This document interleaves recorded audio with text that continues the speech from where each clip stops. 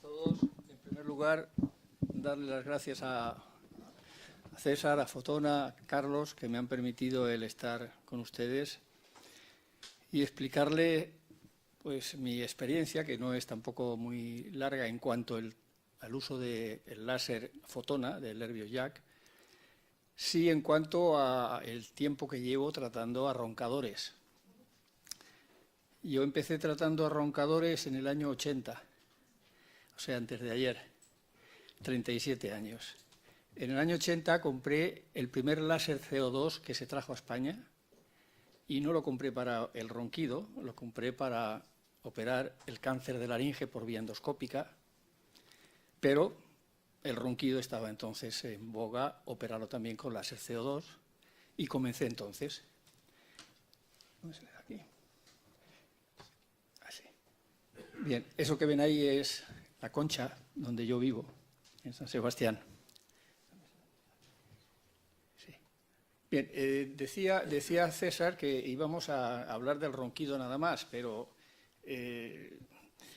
cuando uno empieza a tratar a roncadores, trata también a pacientes que tienen apnea del sueño. Y entonces uno se da cuenta de que realmente la apnea del sueño también se ve beneficiada por el uso de este tipo de láser en ciertos pacientes y en ciertas condiciones, y lo vamos a ver ahora. Como decía, yo empecé en el año 80 y entonces la técnica que más se usaba era la técnica de Kamami. Yo no sé si ustedes la han oído. Bueno, era el tratamiento del velo del paladar con el láser CO2, la extirpación de la úvula y la sección de los músculos del velo del paladar. Y comenzamos a hacer esta técnica y hicimos pues cientos de pacientes, muchos, 600 o 700 pacientes operamos con este tipo de tratamiento. Luego vinieron las veloplastias, luego la úvulo-palato-faringoplastia, y todo esto lo reflejamos en una monografía que publicamos en el año 94, 14 años después. Publicamos nuestros resultados y la experiencia que nos dio es que pues, el láser era muy bueno, sobre todo inicialmente, se quitaba el ronquido, pero la eficacia disminuía paulatinamente y al año pues el porcentaje de éxitos disminuía al 50% y a los 3 años pues nos quedábamos en un 30%. Claro, un 30% de éxitos no es un porcentaje, desde luego, demasiado exitoso.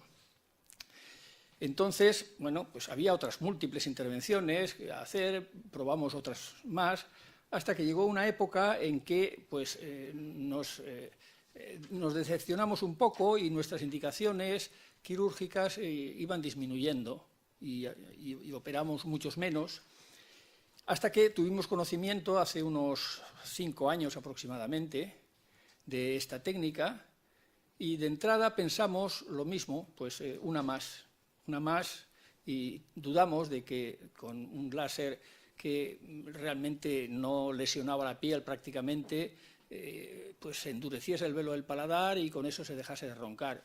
Tuvimos grandes dudas. Bueno, vimos a un par de doctores que la hacían y pensamos, bueno, es inocua, no es agresiva, es ambulatoria, no vamos a hacer daño, vamos a intentarlo. Y bueno, pues empezamos con un láser que solamente servía para Herbio-Jack, no tenía Neodymium-Jack. Hace 3 años y medio, 4 años prácticamente, que empezamos a usarlo. Fueron unos argentinos los que se les ocurrió la idea de la formación de colágeno, según yo he leído, no sé si estoy equivocado, la formación de colágeno, produciéndolo de esta manera por incremento del calor en la zona donde se incidía, produciendo una fibrosis en la submucosa o en la subepidermis, y en este caso pues, se producía una fibrosis y un endurecimiento bueno, ustedes lo han oído esta mañana y lo conocen perfectamente cómo actúa el láser Herbio. Bien, pero cuando uno empieza, yo me digo, bueno, voy a hacer 10 pacientes y estos 10 pacientes voy a ver qué pasa con ellos, porque tengo que decirles que tuve poca ayuda porque había muy poco conocimiento de esto. A los que yo vi, no sé si no querían, no podían o no sabían. De Eslovenia me mandaron el correo de 3 dentistas, solo uno me respondió y poco. Entonces prácticamente empecé de cero. Y muy pronto me di cuenta que, claro, el ronquido no podemos pensar que es una enfermedad producida por un solo factor. Inmediatamente nos dimos cuenta de que había otros factores que intervenían, como es la respiración nasal, como es el tamaño de la lengua, la forma de dormir, como es la obesidad, todos esto y otras influencias de menor importancia. Luego ahondaremos en esto. Por tanto, no podíamos decir, bueno, este ronca, le voy a endurecer el velo del paladar y va a dejar de roncar. Es una mala explicación. Tenemos riesgos de grandes éxitos, algún éxito de grandes fracasos, algún éxito, pero más fracasos que éxitos. También tenemos que considerar que el roncador, la mayoría de las veces, como decíamos antes, también hace apneas. Por tanto, tenemos, por un lado, la roncopatía simple, el paciente o pacienta que ronca solo, sin más alteraciones, y por otro lado, aquellos pacientes que hacen apneas ligeras, apneas moderadas y apneas severas. Bien, ¿cómo estudiamos a estos pacientes? Lo más importante de todo es el estudio del paciente, el diagnóstico y la selección del paciente. Cuanto más restrictivos seamos, más éxitos tendremos. Los fracasos vienen cuando empezamos a confiarnos y a ampliar nuestras indicaciones. Esta es mi experiencia. Cuanto más selectivos seamos y cuanto mejor solucionemos estos 4 puntos que os acabo de decir, las posibilidades de éxitos serán mayores. Por tanto, una de las cosas que hay que hacer es la historia clínica, que es, como siempre en toda medicina, fundamental, y luego ver y hacer la división de aquellos pacientes que cumplen los criterios de solo roncópata simple o apnea del sueño. Y para eso hay muchos test que se pueden utilizar. Uno de ellos es el de Epworth, que es el primero que nosotros le damos al paciente para que lo lea y Y con esto pues vamos a ver el grado de somnolencia que el paciente tiene para descartar que sea roncópata simple o que haga apnea del sueño. Hay otros, bueno, esto lo vamos a pasar porque lo tienen ustedes en cualquier cuestionario, en cualquier bibliografía. Se obtienen una serie de puntos y con estos puntos pues, nos dan una calificación de si el paciente pues, realmente tiene apnea del sueño o tiene la posibilidad de tener apnea del sueño. Existen otros cuestionarios que también los tengo a mano y, por otro lado, hay que verle también si tiene obesidad o no tiene obesidad y para eso pues, hay que ver el índice de masa corporal, que también es muy sencillo porque es la altura y el peso, la altura y el peso. Hay que preguntarle al peso al paciente, la altura que tiene y de ahí sacamos el índice de masa corporal.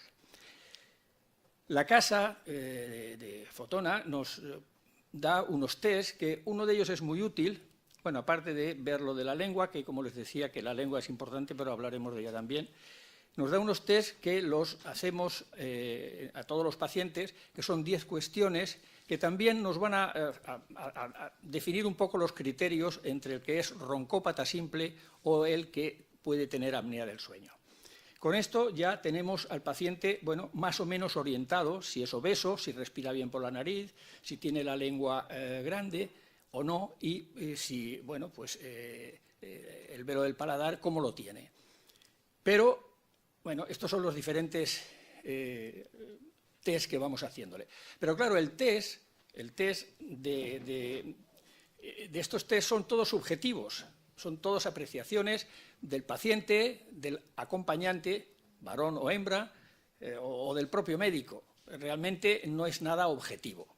Entonces, si nosotros queremos saber si tiene apnea del sueño, tenemos que profundizar en el estudio y tenemos 2 métodos para profundizar en el estudio. Uno, el que yo utilizo, hay otros, es utilizar el Apnea Link, que no es más que el estudio ambulante en casa de pues, el modo del sueño de esta persona, y nos da una serie de parámetros que ahora les diré, y de una forma más completa la polisonografía. El Apnea Link es muy sencillito, lo tengo yo en mi consulta, se le da al paciente, se le explica cómo se lo coloca y bueno, pues nos va a dar unos parámetros, se meten en el ordenador y nos da unos parámetros que nos van a catalogar al paciente el esfuerzo respiratorio, el pulso, la saturación de oxígeno y el flujo. Con esto ya sabemos si el paciente tiene o no apnea del sueño y qué nivel de apnea del sueño tiene. Si queremos profundizar más, entonces le hacemos la polisonografía, que hay que hacerla ingresado, que ya no la hacemos nosotros, la hace un neurofisiólogo o un neumólogo en la unidad del sueño y nos da algún dato más. Nos da algún dato más, no demasiado, pero bueno, es más perfecta. Entonces, bueno, esto ya, si tiene una apnea severa, el propio neumólogo o neurofisiólogo le recomienda ponerse una CPAP. Y bueno, pues ahí se acabó nuestra historia si el paciente no vuelve a nosotros. Pero muchos vuelven porque la CPAP no la toleran todos, muchos no quieren ni oír hablar de ella, no aceptan la indicación de CPAP y bueno, pues al final vuelven a nosotros. Esto por lo que se refiere a si tienen apnea del sueño o no. Pero ¿y del ronquido?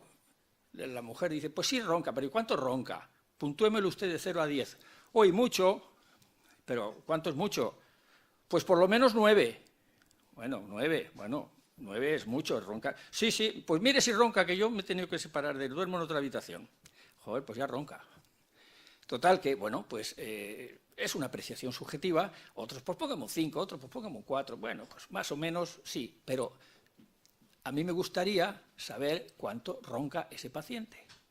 Y entonces, pues no hace mucho, quizás un par de años o así, pues vimos esta aplicación también sacada del iPhone, que en el iPhone sale todo, bueno, en todos los móviles. Entonces, ¿qué es esta prueba? Pues esta prueba es una app que sirve para ver si el paciente ronca, se pone esta app en la mesilla de noche y está grabando la respiración del paciente durante toda la noche. Y al día siguiente pues se ve y nos da unos gráficos que ahora les enseñaré. Pero también sirve para otra cosa, y es para ver el seguimiento de nuestro tratamiento. Y sobre todo para que el paciente vea cómo va y cómo va en el futuro. Entonces, nos da muchos datos, nos da datos del tiempo de ronquido, de intensidad del ronquido, pero para mí lo más importante es la gráfica. La gráfica que ustedes ven ahí, la de la izquierda y arriba, pues es de un roncador enorme, porque ya ven que llega hasta el ronquido épico, está en rojo. El amarillo es el fuerte y el blanco es el leve.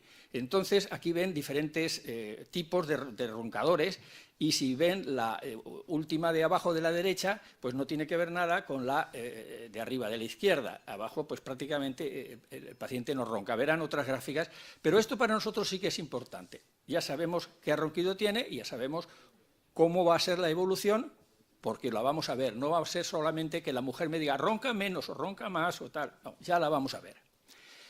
Ven aquí, por ejemplo, un paciente. Esto es un paciente, las 4 etapas del mismo paciente, antes de tratamiento, a medida del tratamiento, al final del tratamiento y a unos meses del tratamiento. Como este paciente llega a ser ronquido 0, es decir, deja absolutamente de roncar. Bien. Aquí, por ejemplo, pues algunos pacientes que han dejado prácticamente de roncar, porque incluso la de la derecha de arriba, pues bueno, tiene algún pequeño ronquido, o quizás más que ronquido, una respiración un poquito fuerte. Pero se puede llegar a, como la primera que ven arriba a la izquierda, prácticamente plano. Eso lo tenemos cualquiera de nosotros que nos hagamos esta prueba, nos sale incluso más alta que la primera de la izquierda. Decíamos que había que ver también la lengua. Se ronca más respirando cuando se duerme uno boca para arriba. Boca para arriba, la lengua va hacia atrás y ocluye la parte de la orofaringe y de la hipofaringe y produce ronquido y apnea del sueño. Por tanto, ¿qué es lo que puede solucionar esto? Aparte de intervenciones muy complicadas que, bueno, ni les voy a citar porque además no se han demostrado que sean eficaces, el dispositivo de avance mandibular que ponen los dentistas. Es eficaz en algunos casos, lo toleran no todos los pacientes, es un poco de incordio, y yo prefiero decirles, si no toleran esto, prefiero decirles que se acostumbren a dormir boca abajo, con la cabeza mirando al colchón, que se puede. Se dobla la almohada un poquito dura en la parte final, apoyan la frente en la almohada y mirando un poquito oblicuo hacia abajo, la lengua va hacia adelante y evitamos que vaya hacia atrás. Es una forma de dormir muy buena para estos pacientes. Decíamos, por tanto, que había 4 factores: la lengua, la respiración nasal, que hay que solucionar, por supuesto, antes de emprender ningún otro tipo de tratamiento. Si el paciente duerme con la boca abierta y no respira bien por la nariz y le encontramos patología. Y la obesidad. La obesidad es fundamental. Debemos aconsejar al paciente que disminuya de peso. Y hay pacientes que nosotros no los operamos, bueno, o no les tratamos, porque esto no es una operación, es un tratamiento. No les tratamos si el paciente tiene un peso excesivo, es decir, tiene pues un índice de masa corporal de más de 27 o 28, es decir, no les operamos. Cuando usted baje de peso, vuelva usted. Y a veces nos llevamos la sorpresa de que realmente baja de peso y a lo mejor no tenemos que hacerle nada. Dejan de roncar y a lo mejor incluso hasta dejan de tener la apnea del sueño. Bien, esto es cómo se obtiene el índice de masa corporal y los diferentes tipos de obesidad que hay. Nosotros la obesidad de grado 1 todavía la tratamos, pero ya la obesidad de grado 2 y 3, si no bajan de peso, no les tratamos. Lo que les hablaba al principio de ser restrictivos. Como les decía también, muchos mejoran antes solamente con bajar de peso. Mejoran de su sintomatología. Operarles de septoplastia si es necesario o de los cornetes si es necesario. La lengua, lo que les acabo de explicar, o el dispositivo de avance mandibular, o que se acostumbren a respirar con la cabeza mirando oblicuamente hacia el colchón. Realmente el avance mandibular no es totalmente inocuo, porque dormir con la mandíbula echada hacia adelante pues se ha visto que produce alteraciones en la articulación temporomandibular. Y otros consejos que damos es que no hagan cenas copiosas, que no tomen alcohol con las cenas, pues todo, pues eso, fastidio, todo un fastidio, todo un fastidio. Que se abstengan de somníferos, que no se acuesten inmediatamente después de cenar, que caminen durante el día o que hagan ejercicio, pues eso, pues un latazo. Pero bueno, pues el que algo quiere, algo le cuesta, eso está claro, que no podemos hacer milagros. Y en cuarto lugar pasamos a lo que hacemos, y ya con esto ya vamos a entrar de lleno en lo que estamos haciendo, que es el tratamiento a nivel del velo del paladar, cuando todo lo anterior está en orden. Si no, no pasamos a esta cuarta fase. Pero no todos los paladares son iguales y no podemos tratar a todos los pacientes de la misma forma. Es decir, que el tratamiento del velo va a ser muy personalizado. No es lo mismo la primera diapositiva que ustedes ven arriba, que es un paladar normal, es un paladar con una úvula normal, con unos pilares normal, que el segundo, que el tercero y que el cuarto. Son absolutamente diferentes. Entonces, si todos los pacientes fuesen como el primero, nosotros, con hacerle solamente el velo del paladar blando con el láser de Erbion-Jack en la modalidad Smooth, es suficiente y son los que van bien haciéndoles nada más eso. Pero ya me explicarán ustedes a mí si, por ejemplo, los otros 3, si les hacemos nada más en la parte del velo del paladar y se quedan con los pilares como tienen y con la úvula como la tienen, el resultado es absolutamente negativo. Es decir, en estos pacientes el beneficio es prácticamente nulo. ¿Por qué? Pues porque estamos dejando ahí una masa que está muy flácida, que es muy flexible y que obstruye y que vibra y produce ruido. Por tanto, aquí no vale solamente con hacer láser, como está indicado con el Smooth en la parte de velo del paladar. Entonces, o este otro, que tiene, aparte de la úvula grande, pues tiene unas amígdalas hermosísimas. Pues hay que quitarle las amígdalas. Es evidente que el láser aquí pues no es útil si no se quitan las amígdalas. Después de quitar las amígdalas, claro, pues eso se abre y se quita una obstrucción importantísima. Entonces, ha sido esto lo que nos ha llevado a nosotros a dividir el velo del paladar en 2 partes. Una parte anterior, que es la parte anterior del velo del paladar flácido, y la parte posterior, que es lo que se ve a la derecha, es la úvula y los pilares. Son dos partes que son totalmente diferentes. Y luego hablaremos de esto, pero son tan diferentes que hay que tratarlas las dos. Si no se tratan las dos, pues estamos perdiendo el tiempo.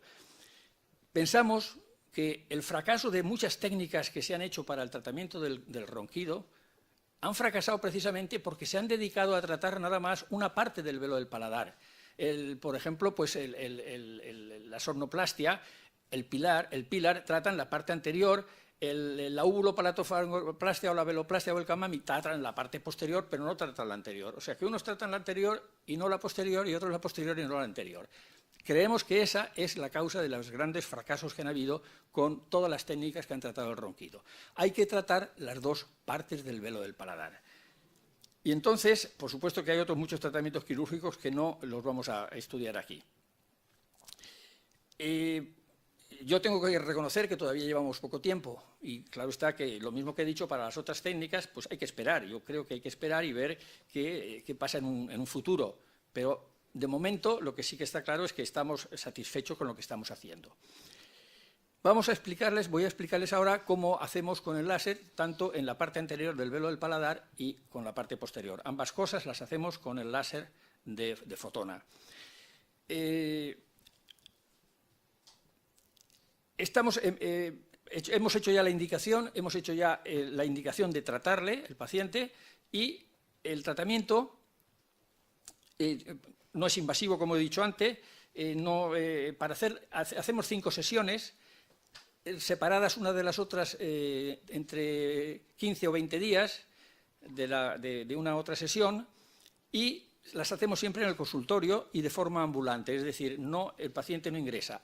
El paciente está, como veis en la diapositiva, semiacostado, con la cabeza un poco levantada, y bueno, pues esa es la situación, que la cara mirando un poquito hacia el que le está tratando, un poquito oblicua hacia el lado del médico, y esa es la forma en que tratamos a los pacientes. Bueno, no les voy a hablar cómo actúa el láser porque ya lo saben ustedes, pero lo que sí les voy a decir es que cuando empezamos a tratar a esos 10 pacientes que les dije que los íbamos a tratar de entrada para ahí ver, claro, fuimos poniendo diferentes parámetros, poníamos unos, cambiamos, poníamos otros, pero pues nos dimos cuenta que también nos interesaba no solo tratar la submucosa, sino también tratar incluso la parte de la mucosa, es decir, si la mucosa se retrae y se endurece, va a retraer y a endurecer todo lo que esté en contacto con ella. Y por eso nosotros hemos ampliado el tratamiento a los 4 modos que nos ofrece el láser de fotón, es decir, al modo LP, al modo smooth y al modo coagulación y ablación. Y hemos cambiado los parámetros e incluso los sigo cambiando. Ahora veremos los parámetros que tengo aquí y los he modificado un poquito. No es necesaria la anestesia, aunque yo les pulverizo un poquito con un spray anestésico, más que nada para que no me hagan náuseas, porque estamos trabajando muy en profundidad y es diferente contener las náuseas. Y claro, si estamos trabajando y empieza el paciente a hacer muchas náuseas, el tratamiento se hace pesado y latoso, que si escupe, que si náuseas, que si tal. Entonces le ponemos un poquito de spray, con lo cual hay pacientes que no hacen ni una sola náusea. Hay pacientes tan buenos que no necesitamos ni el depresor de la lengua. Normalmente usamos un depresor de lengua para deprimirle la lengua y poder actuar con el láser en todo el velo del paladar. Hay algunos que no lo necesitan. Usamos un fotóforo para ver dentro de la boca, pero el fotóforo lo regulamos para que dé muy poquita luz, es decir, que dé un poquito de luz, pero lo suficiente para dejarnos ver el spot rojo del láser. Y la habitación que no tenga tampoco demasiada luz, o sea, una luz bastante tenue y bastante disminuida. Y entonces hacemos, como les decía, 4 modos, y empezamos con el modo LP. Y el modo LP, esto podemos hacer aquí así, eso. A ver, así. Sí. Y el modo LP, aquí ponen, VT. Aquí.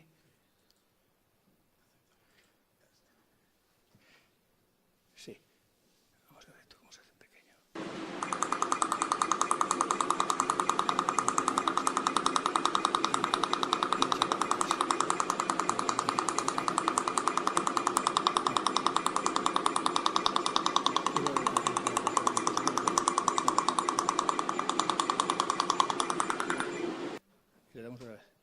Bueno, entonces, no, se hace grande, pero pequeño aquí, a ver. No. ¿Lo quieres ahí? No, lo quiero aquí, sí, lo quiero aquí. No sé por qué se me va ahí, a mí no se me iba en el mío, no se me iba ahí. Bueno, entonces, ahí pone los parámetros que usamos en este modo.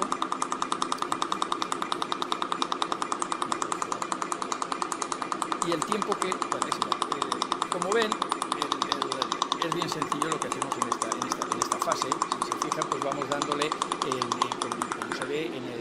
Tranquilo. Lo último es que dice sin depresores, haciendo pasadas, con el láser con 3 joules de energía y 10 hercios de frecuencia. Y pone 5 minutos. Ahora estamos haciendo, en vez de 5 minutos de esto, estamos haciendo 4 minutos. Y lo que hemos aumentado es el siguiente. Hacemos 4 minutos. Fíjense, en este paciente, por ejemplo, no se usa depresor de lengua. El paciente se abre la boca y está tan tranquilo que ni se mueve. Hay que decirles a los pacientes que traten de deglutir lo menos posible. Es imposible no deglutir, pero que traten de deglutir lo menos posible, porque cada vez que degluten, humedecen el velo del paladar. Y al humedecer el velo del paladar, el láser es absorbido por el líquido de la saliva y entonces la acción del láser disminuye. Bien, este es el primer modo. Y pasamos al segundo modo. El segundo modo ya lo hacemos con el modo smooth, que el modo smooth pues es, aquí lo ven, lo utilizamos con la pieza de mano, el PSO3, igual que el anterior, en modo fraccionado de no contacto, y con él pone aquí una potencia de 10 joules y 12 hercios de frecuencia. Realmente ahora estamos dando 12 minutos con el smooth, porque hemos visto que el smooth es eficaz y sobre todo el otro es más molesto, el paciente lo tolera un poquito menos. Y eso mismo pasa con los... O sea, aquí ven, no sé si se ve bien. Bueno, vamos dando impactos, damos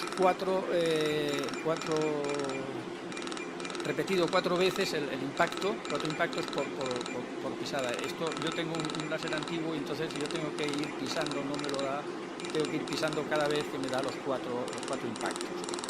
Esos 4 pulsos.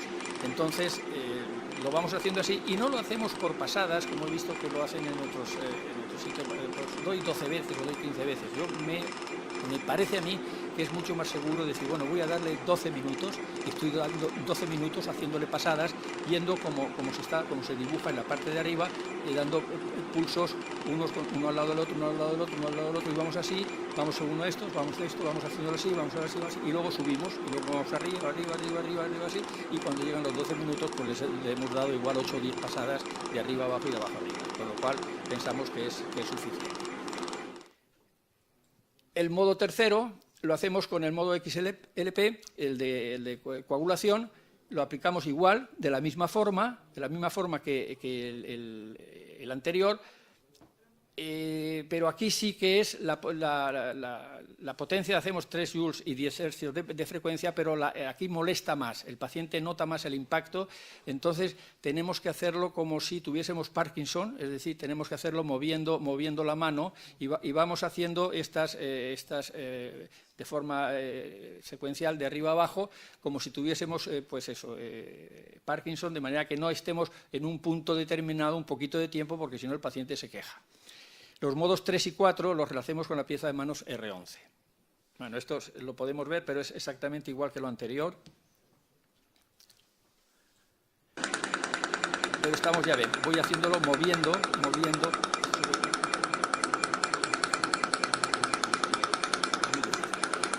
Entonces, ven, se hace así, moviendo de un lado a otro, y el paciente lo aguanta. Ya ven que en este paciente también se está muy quieto, se está muy bien, y tampoco tengo el depresor ahí preparado, pero no me es necesario utilizarlo.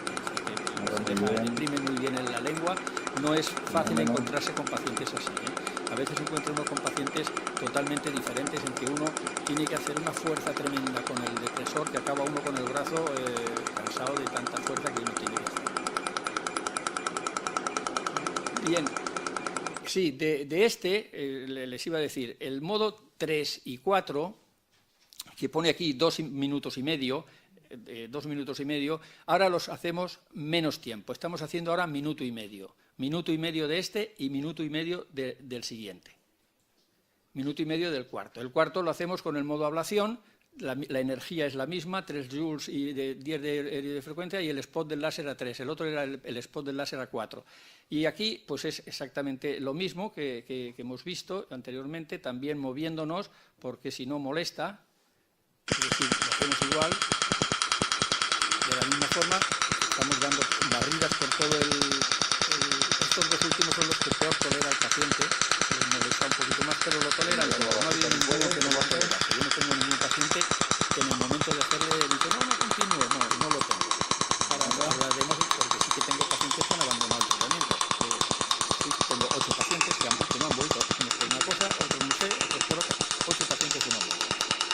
Pero hablaremos de toda la cantidad. Bueno, vamos a pasar, porque esto yo creo que no tiene ya más.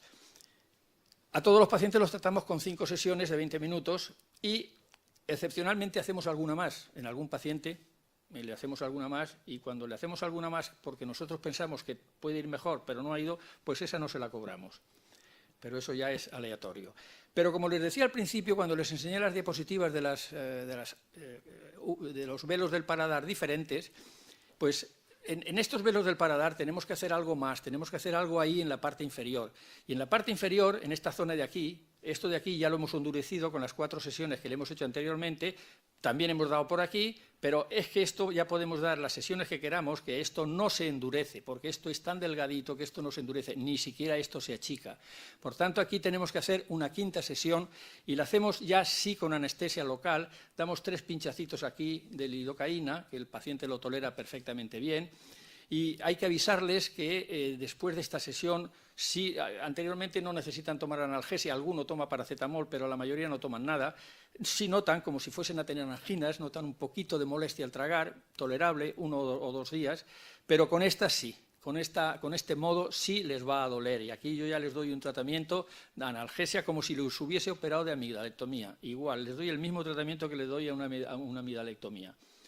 Entonces, una vez que está anestesiado, lo que hacemos es la úvula la cogemos y la sentamos o la recostamos sobre un depresor de lengua de madera.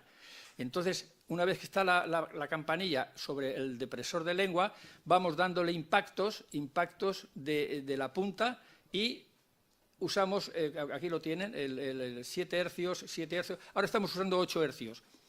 8 julios, 8 joules de potencia y 8 hercios de frecuencia.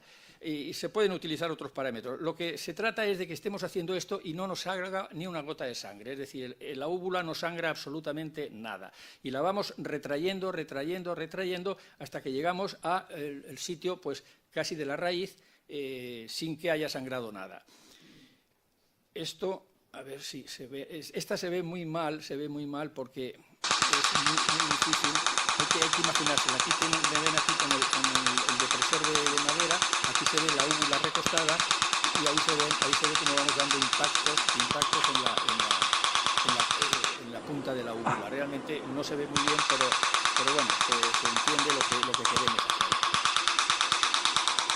Bien, y vamos a seguir, yo creo que esto que es lo que yo le he pedido al señor que me haga en la casa de Eslovenia.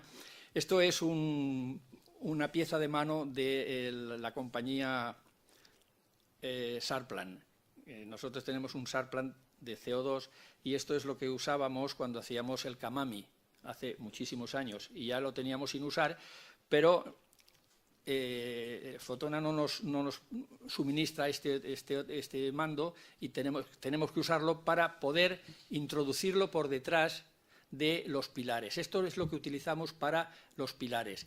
Esto está hueco, claro, el láser tendría que ir por aquí,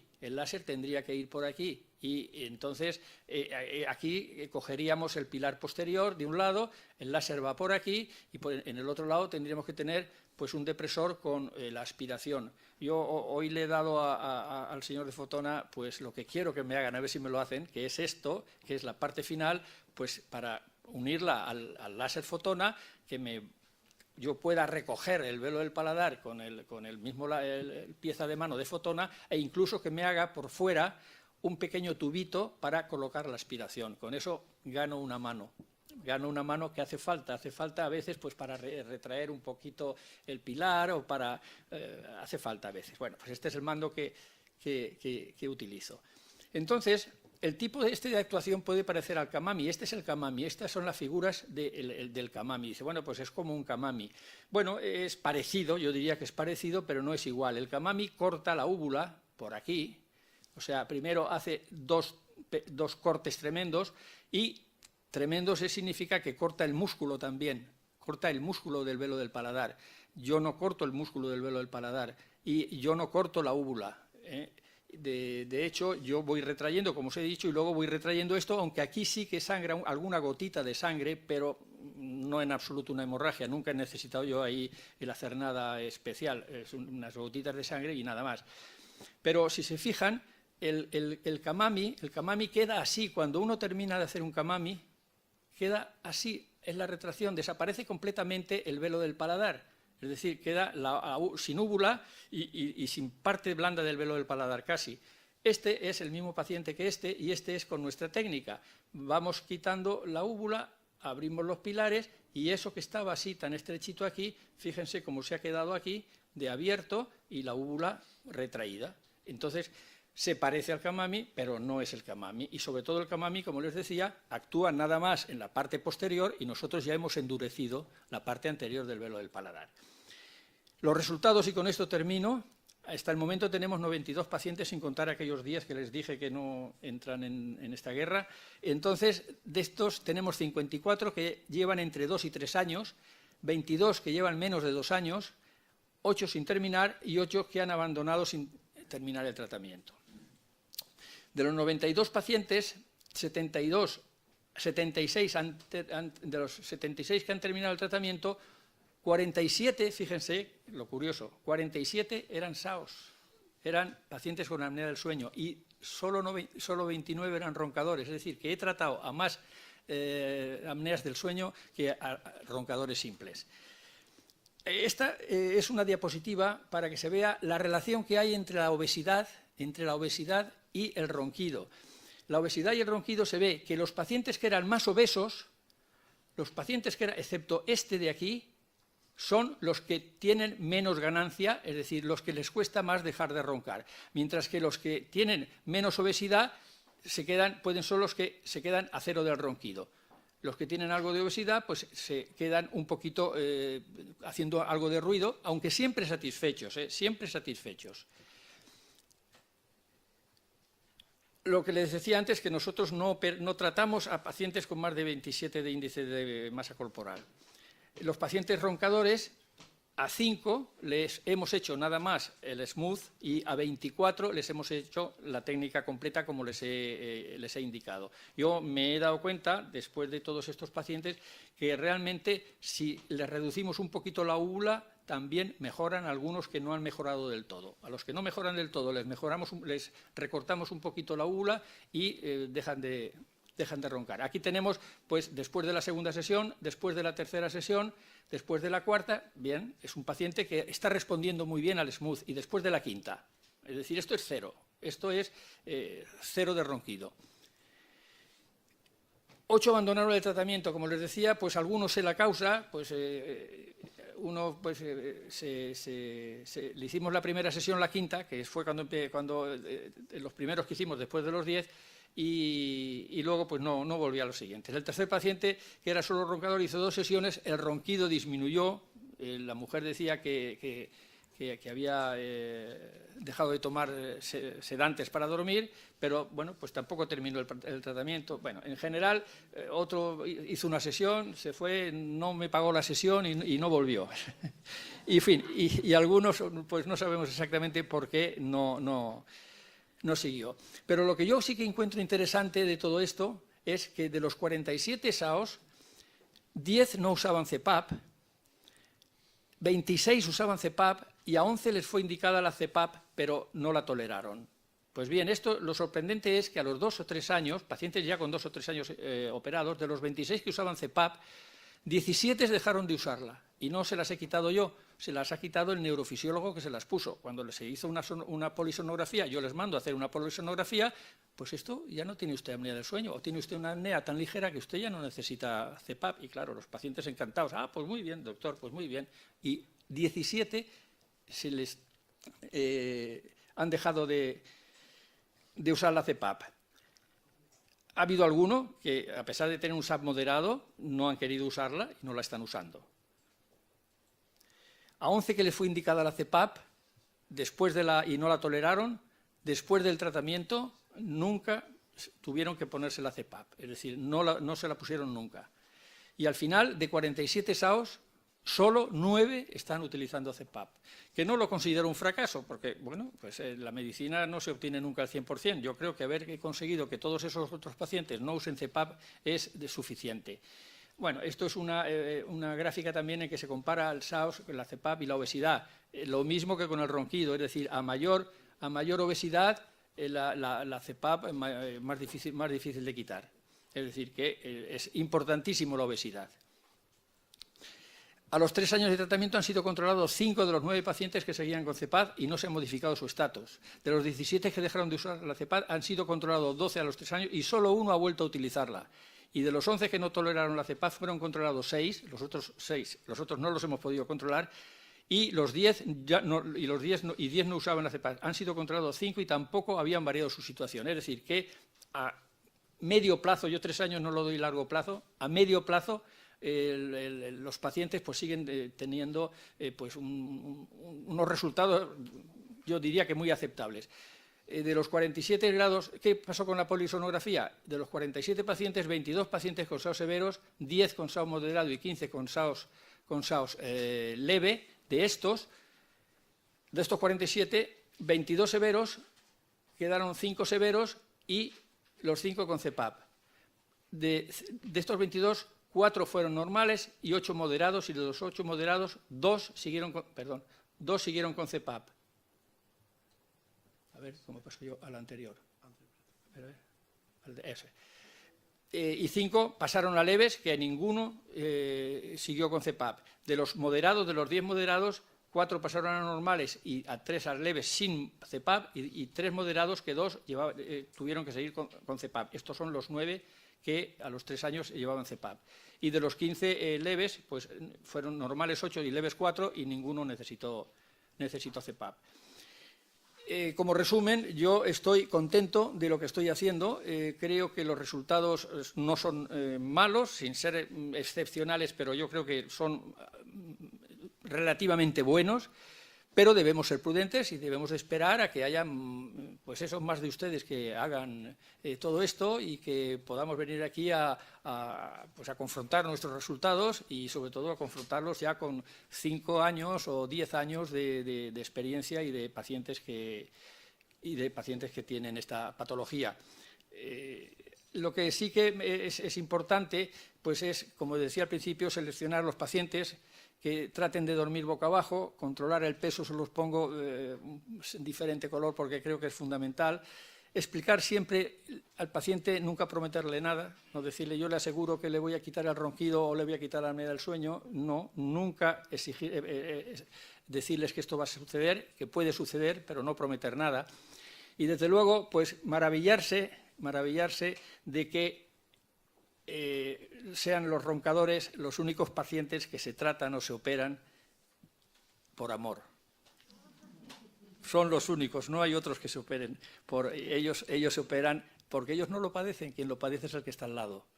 Y ellos se operan para no fastidiar al que está al lado. Les voy a presentar unos casos para que vean, por ejemplo, este paciente que le hicimos nada más al principio le hicimos nada más el velo anterior y luego le redujimos un poquito la uva. El paciente dejó completamente de roncar y satisfacción por parte del paciente un 10. Este era otro roncador, miren qué úvula tan tremenda tenía y cómo quedó. También el paciente dejó de roncar prácticamente y un test de satisfacción 8. En esta época no tenía todavía el Roncolab. Otro que llevaba CPAP, era un SAOS severo, de los que he explicado. Fíjense qué velo de paladar tenía. Comprenderán que aquí, si solamente endurecemos esta parte de aquí arriba, esto nos va a dar la lata. Así fue como quedó. Al final, el paciente se le quitó la CPAP y de satisfacción, el test de satisfacción un 10. Este otro, SAO severo con CPAP, al final sin CPAP, también satisfacción 10.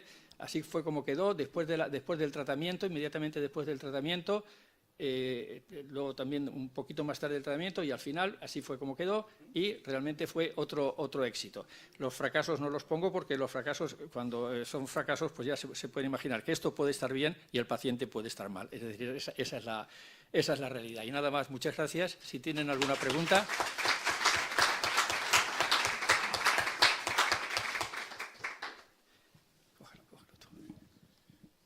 ¿Alguna pregunta para el doctor, por favor? ¿Alguna complicación? Preguntito, aquí una pregunta atrás. Bueno, primero, gracias al doctor Algaba por su lecture, por su charla magnífica, por la experiencia que ha compartido con nosotros, porque lo conocía de referencias del trabajo que está haciendo en el Snowring con el Fotona, nunca lo había visto. Y solo era comentarle, no era una pregunta directamente, porque soy incapaz de hacerle pregunta dada su experiencia ahora mismo, porque creo que lo ha dejado muy claro todo, la explicación que ha dado, por lo menos a mí me ha quedado muy clara. Solo comentarle que es una pena, una lástima que no puede estar aquí el doctor Sidranes de CIMED Madrid, que está haciendo un trabajo de esto, del Snowring, pero también en relación junto con el Hospital Clínico San Carlos y la Universidad Complutense, con los pacientes con SAOS y con el ronquido simple también. Y yo creo que lo que estabas comentando del dispositivo que le pediste al ingeniero de Fotona, a ver si lo podrían hacer, pues yo creo que vamos a hacer un poquillo de presión también para ver si podemos hacer el estudio un poquito más multicéntrico y presionar un poco más, si le parece bien. Me parece fantástico. Vale, muchísimas gracias, doctor. Ha sido un placer escucharle. Tengo que decirles que hace tiempo se lo pedí a Mónica, pero Mónica tiene tantas cosas en la cabeza que pues le ha olvidado. Y ayer lo comenté con el señor de Fotona y ya le he dado un papelito con un dibujo de lo que quiero. Yo creo que está con mi mal, yo soy mal dibujante, pero creo que se entiende perfectamente. Yo le acabo de pasar al doctor Sidrane la foto que usted ha puesto, porque él está ahora mismo en Marruecos dando un simposio internacional de células madre. Y me ha dicho que le ha parecido magnífico, la verdad, y más con su experiencia. Muy bien, pues muchas gracias. A usted. En la última sesión, el tratamiento de la úvula lo hacía en la última sesión. En la quinta sesión, sí. Y el tratamiento de la úvula no lo he tenido que repetir nunca más. Es decir, luego no les he dicho, les aconsejo, pero estaba escrito, les aconsejo a todos los pacientes que cada 6 meses hay que hacer un tratamiento de revisión como las cuatro primeras sesiones, es decir, con los 4 modos del SMUD, no la quinta. Cada 6 meses les explico, y hay que explicárselos también antes de empezar, para que no se sorprendan luego, porque si uno no se lo dice, luego se sorprenden. Envejecemos y realmente pues la flacidez de los tejidos aumenta y tenemos arrugas y pues se nos cae el pelo. Entonces hay que decirles que a los 6 meses hay que hacer otra sesión de recuerdo de 20 minutos, que es lo que dura cada sesión, y seguirles viendo. ¿El último paso? El último paso no lo hago más que una vez, la primera. Vale, hace los 4 en el recuerdo. En el recuerdo hago como uno de los cuatro, como uno de los primeros 4 días que le hago cada 15 días, pues como uno de los 4. El quinto no se lo repito, el quinto no. Solo una pregunta más porque tenemos... ¿Hasta qué nivel reduces, doctor, la úvula? Bueno, ¿Hasta qué nivel? Sí, la úvula la reduzco casi hasta raíz, pero no hasta la raíz. Dejo, si puedo, 1 milímetro o 2 milímetros.